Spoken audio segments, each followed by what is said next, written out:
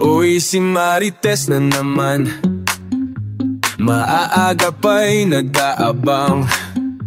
May hawak na kape, tinapay, ready na sa kwentuhang buhay. Kahit wala sa eksena, laging may bagong istorya.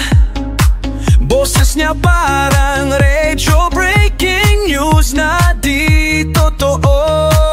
Hoy Marites, wag kang ganyan, lahat na lang ay pinapakialaman. Ang buhay namin parang teleserye, sa bibig mo laging trending kami. Hoy Marites, tama na please, kakaisip mo baka ika'y ma-stress. Buhay mo na lang, kaya ayusin mo bago kami, tingnan mo muna sarili mo.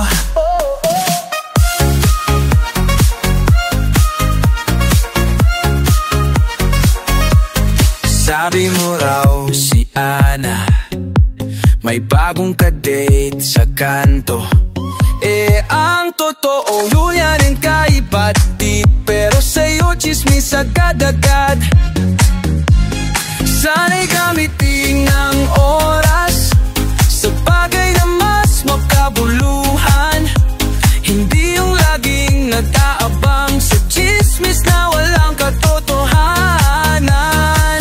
Hoy Marites, huwag kang ganyan, lahat na lang ay pinapakialaman. Ang buhay namin parang teleserye, sa bibig mo laging trending kami.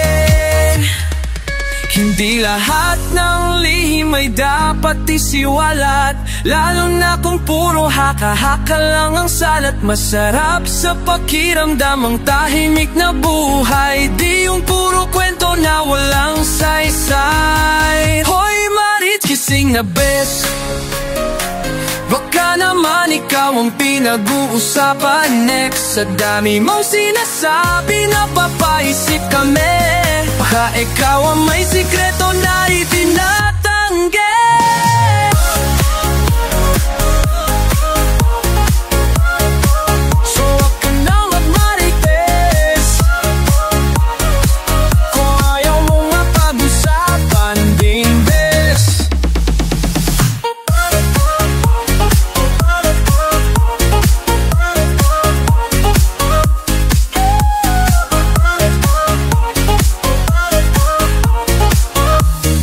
Oh,